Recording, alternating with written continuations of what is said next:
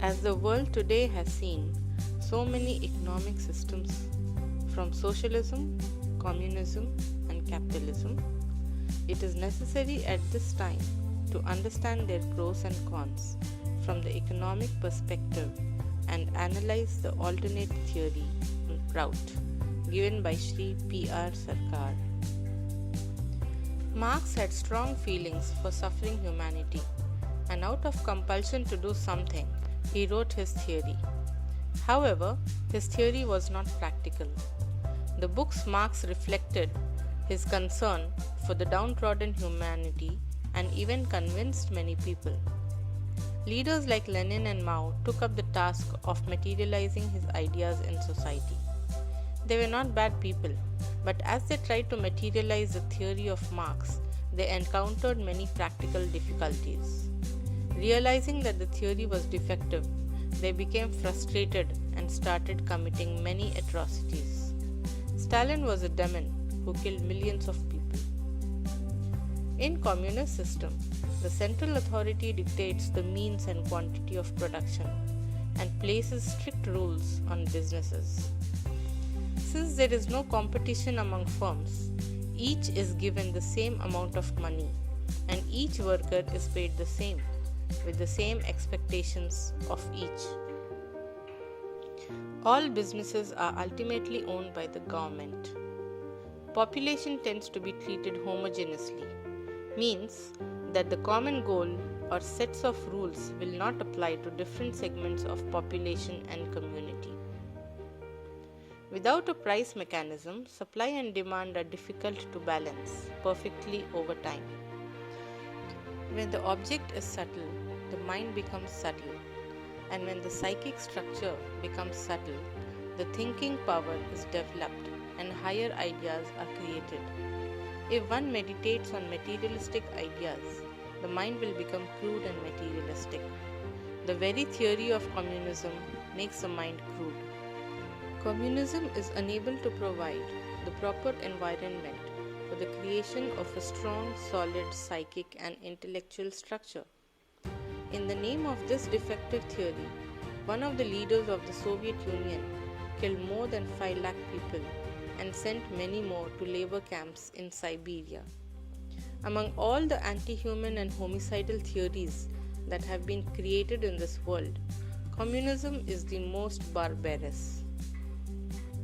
Countries which have both laborious and intellectually developed citizens have never accepted communism. The cooperative movement first started in England, and the spirit of the cooperation is reflected in many aspects of British society. Consequently, Marxism has not been able to get a foothold in Britain. Japan is surrounded by communist countries like the Soviet Union, North Korea, and China, but it did not accept communism. The citizens of the country, as well as some other countries, are both laborious and intellectually developed, hence they have rejected Marxism. Previously in India, some meritorious students accepted Marxism as the best theory out of the bad lot, but they did not embrace it as their ideology of life. Now the cream of the university students are not attracted towards Marxism because Marxism is a symbol of intellectual hollowness. In communist countries, the party leaders used all their strength and every possible approach, force of arms, terror, and control over freedom of speech to keep the people oppressed. But today, the conscience of the party leaders has revolted against these methods. This was the reason why the student movement in China was not suppressed for a long time. Defects of capitalism: inequality, unequal distribution of wealth. The benefits of capitalism are rarely equitable and distributed. Wealth tends to accrue to a small percentage of the population. This means that the demand for luxury goods is often limited to a small percentage of the workforce. The nature of capitalism can cause this inequality to keep increasing. Financial instability, economic cycle. Capitalism relies on financial markets, shares, bonds, and money markets. But financial markets have a tendency to cause booms and busts. But this boom can quickly turn into a crash when market sentiment changes. These market crashes can cause economic slowdown, recession, and unemployment. At various times, capitalism has suffered prolonged recessions. In the 1930s, the period of mass unemployment and a decline in the living standards. Monopoly power. In a free market, successful firms can gain monopoly power. Supporters of capitalism argue that only capitalism enables economic freedom, but the freedom of a monopoly can be abused and the consumers lose out because they have no choice. How was capitalism created? Intelligent people collect more capital than others in the form of consumable goods. But since this capital cannot be stored for a long time, they begin to keep it in the form of money. Such people are called capitalists. Human beings have unquenchable, infinite physical longings, and out of these physical longings, capitalism came into existence.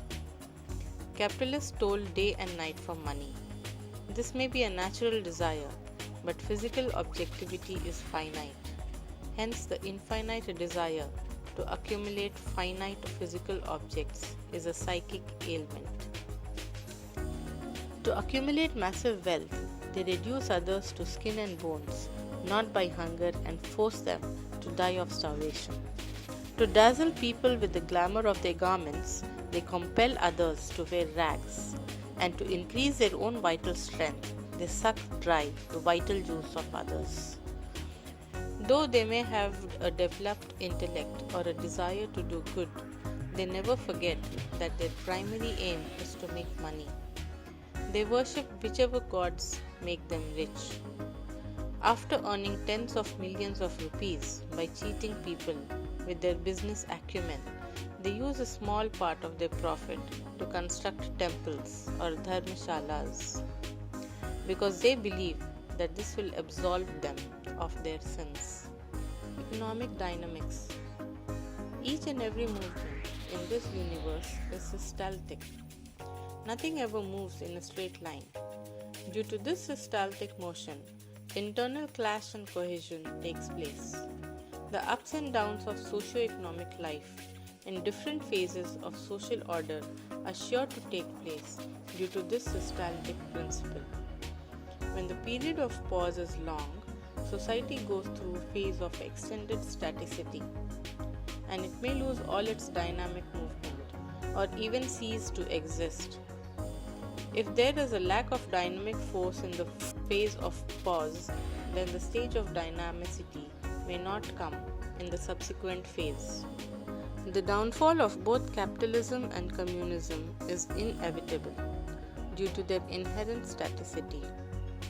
Both capitalism and communism are on the verge of extinction from the world.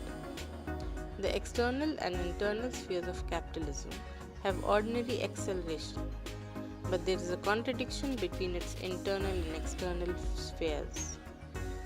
The contradictions in capitalism are due to the self-centered, profit-motivated psychology and the accumulation of wealth for the benefit of a few rather than the welfare of all. Hence, capitalism is not congenial to the integrated growth of human progress. A day is therefore sure to come when capitalism will burst like a firecracker. Marxism too is a transitory phenomenon. In the external sphere of Marxism, there is only ordinary acceleration, and in the internal sphere, there is staticity. The result is negative dynamicity. That is why Marxism can never be a success either. The panacea. Prout is a panacea for the integrated progress of human society. It aims to bring about equilibrium and equipoise in all aspects of socio-economic life through total restructuring economics. We are near the last stage of the Vaishya era. If an impact is created, it will help the suffering humanity. It is the most opportune moment for creating an all-round evolution. This is a new sub-theory under Prout's theory and may be called Gati Vigyana, the science of dynamics in Prout. Some specialities of Prout's economic system. Guaranteed minimum requirements. Prout's economic system guarantees the minimum requirements of life, that is food, clothing, accommodation, medical treatment and education, to each and every person. Once the minimum requirements have been guaranteed, the surplus wealth is to be distributed among the people with special qualities and skills such as physicians, engineers and scientists, because such people play an important role in the collective development of society. The quantum of minimum requirements should be progressively increased so that the standard of living of the common people is always increasing. The concept of equal distribution is a utopian idea. It is merely a clever slogan to deceive simple, unwary people. Prout rejects this concept and advocates the maximum utilization and rational distribution of resources. This will provide incentives to increase production.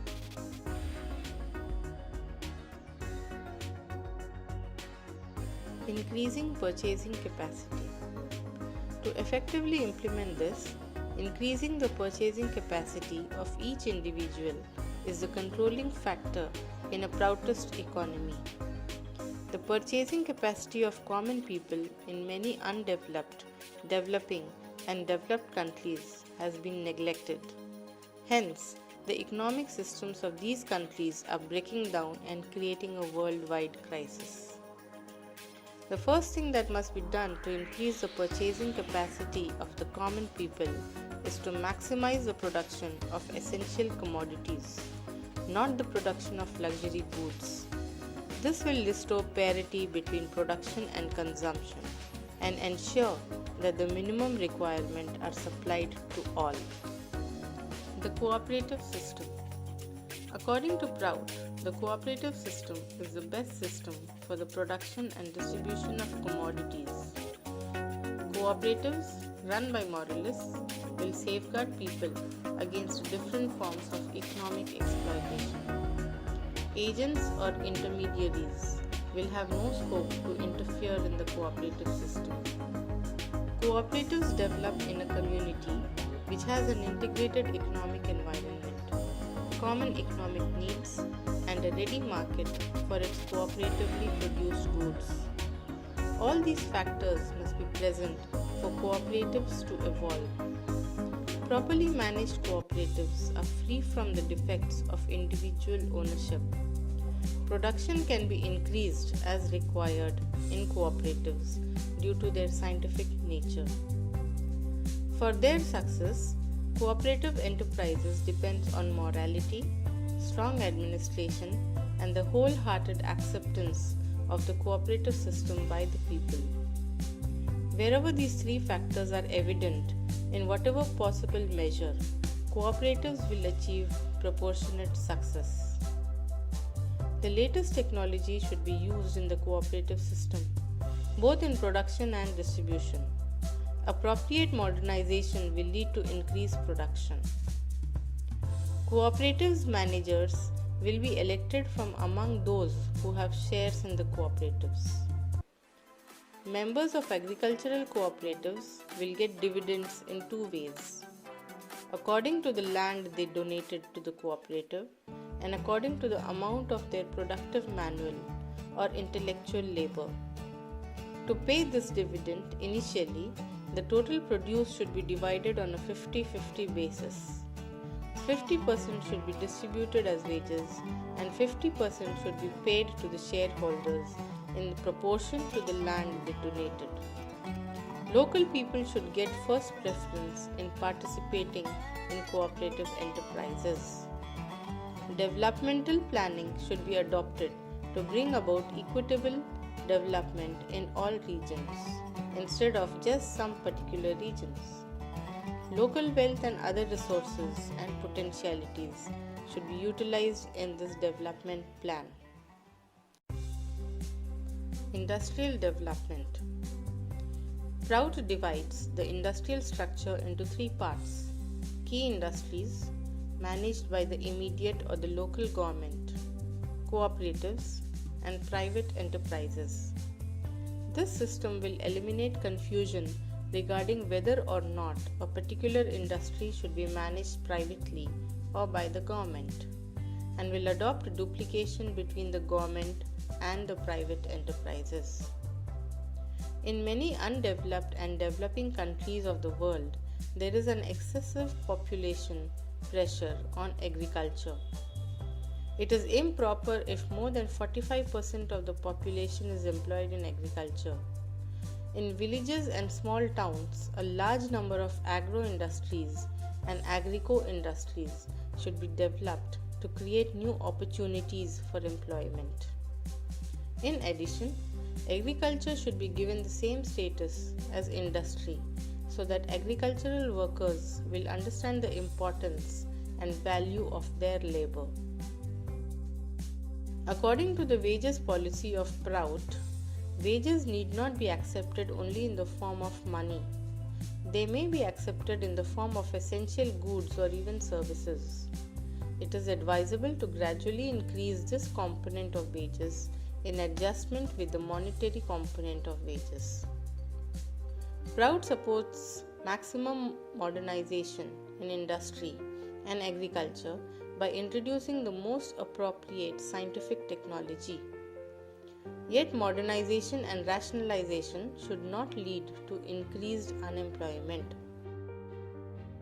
In Prout's collective economic system, full employment will be maintained by progressively reducing work hours as the introduction to appropriate scientific technology increases production. This is not possible in capitalism. Decentralization. Prout advocates a new and unique approach to decentralization based on the formation of socio-economic units throughout the world. Socio-economic units should be formed on the basis of factors such as common economic problems, uniform economic potentialities, ethnic similarities, common geographical features, and people's sentimental legacy, which arises of common socio-cultural ties like language and cultural expression. Each socio-economic unit will be completely free to chalk out its own economic plan and the methods of its implementation. With each socio-economic unit, there will be decentralized planning, which is called block-level planning. In Prout, block-level planning boards will be the lowest level planning bodies. One political unit, such as a federal or a unitary state, may contain a number of socio-economic units.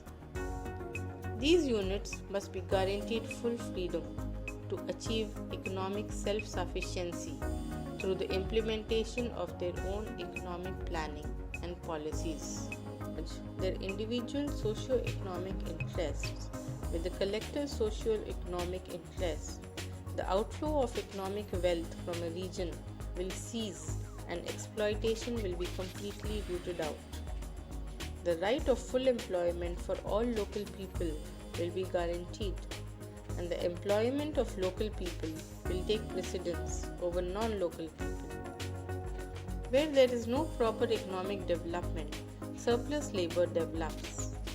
In fact, all underdeveloped economic regions suffer from surplus labor, and when the surplus labor migrates to other regions, the region remains undeveloped forever. In areas of surplus labor, provision should be made to immediately employ the local people.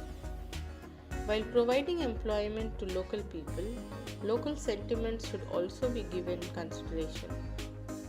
Maximum agro-industries and agrico-industries should be established on the basis of socio-economic potential of the region, and various other types of industries should be established according to the collective needs.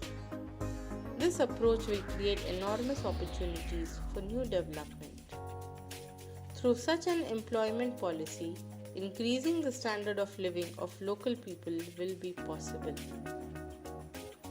In a decentralized socio-economic system, the modernization of industry and agriculture can be easily introduced, and the goods that are produced will be readily available in the market. As each socio-economic unit develops its economic potential, per capita income disparities among different regions will decline, and the economic position of undeveloped regions can be raised to that of developed regions.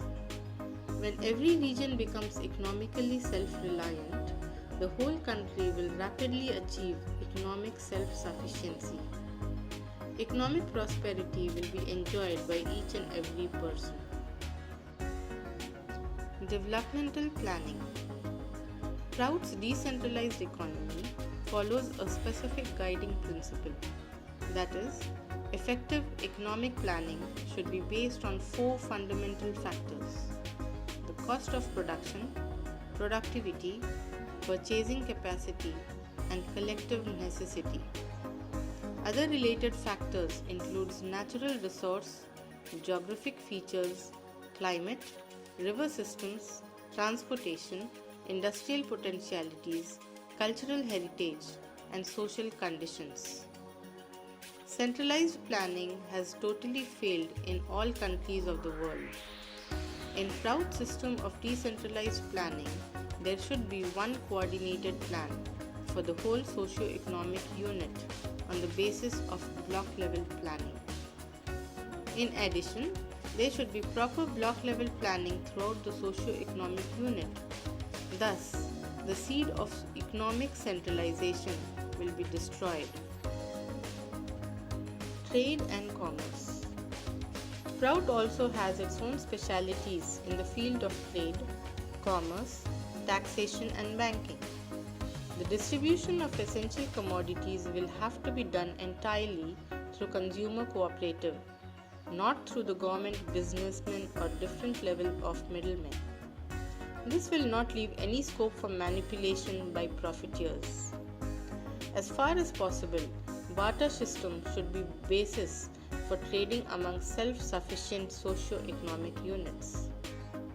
Essential commodities will have to be entirely tax-free. There will be no income tax. Instead, taxes should be levied at the starting point of production. The banking system will have to be managed by cooperatives. The central or federal bank will be controlled by the immediate or local government. The maxim of Prout's productive economy is: increase the purchasing capacity of the common people above all. If this maxim is followed in practice, it will be easy to control the prices of commodities through the cooperative system and economic decentralization. Why cooperatives have failed earlier? Many people raise questions regarding cooperatives because in most countries the cooperative system have failed. On the basis of examples to date, it is not appropriate to criticize the cooperative system.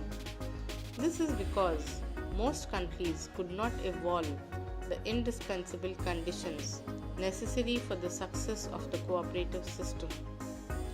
Cooperatives depends on 3 main factors for their success: morality, strong supervision, and the wholehearted acceptance of the masses. Whenever these 3 factors have been evident in whatever measure, cooperatives have achieved proportionate success. Take the case of Israel. Because the country is surrounded by enemies on all sides, the people are extremely aware of the need to be self-reliant. People want wholeheartedly to consolidate the national economy. Thus, they have converted arid deserts into productive agricultural land through cooperative system. As this kind of mentality was never created in India, India is a classic example of the failure of the cooperative system. Indian cooperatives were not created for economic development but for the fulfillment of political interests. Under such circumstances, it was impossible for cooperative systems to succeed. In capitalism, production is for profit. The amount of bonus is usually fixed. The actual profit is hidden from the workers and it goes directly to the owner. So workers do not get any incentive to work harder and better. In communism, production is for the state. Workers do not feel oneness with the job, so there is little incentive to work. In Prout, production is for consumption. Our industrial system will be based on consumption. Profit will be minimized, so capitalists will not get the scope to exploit the workers. There will also be rational distribution of wealth.